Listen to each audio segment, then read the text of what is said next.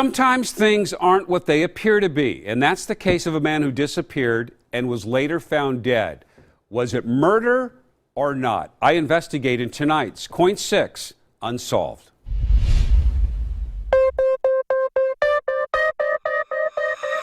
68-year-old Frank Wilson was a loving father, a veteran. He owned an auto repair business. But last September, it appeared Frank Wilson was having a mental breakdown. After leaving work one night, he disappeared. His family found him, but his daughter says he was distant and wanted to be left alone. I got in contact with his doctor and kind of told him what was going on and how uncharacteristic, the behavior was for him.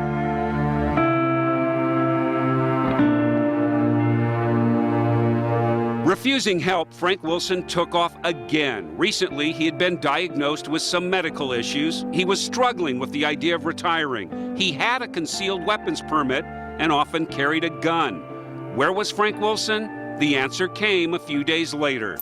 On September 24th, the body of Frank Wilson was found inside his pickup truck, parked at one of his favorite places, Trillium Lake. Some of the initial opinions were that there was a potential for this to be self-inflicted. But as he looked at the evidence, Detective Bill Turway began to question his first impressions. Frank Wilson was shot multiple times in his chest, and there was no firearm located in his vehicle or near his vehicle. State medical examiner Karan Gunson did the autopsy on Frank Wilson's body. Her first clue his death might not be suicide. There were more than one gunshot wounds, and the location of the gunshot wounds was very atypical for a suicide. High in the left shoulder and sharply downward and towards the back.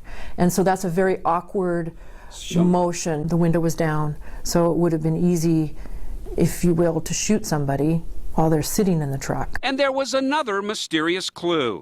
Outside the truck, on the ground, investigators found blood drops.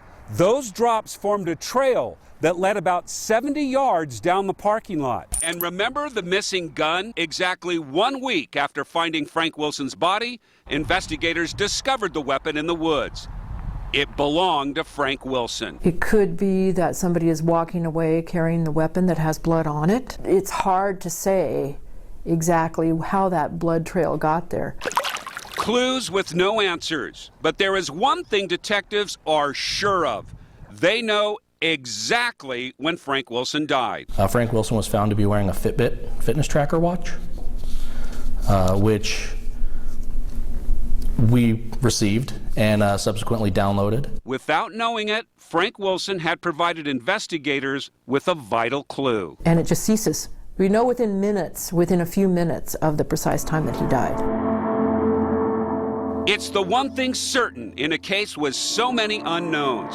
Was it murder or not? People don't hold secrets. When they have secrets, they normally want to tell somebody. And I think eventually we will find the answer, whether it's by accident or on purpose or investigation. I think we will find a resolution to the case.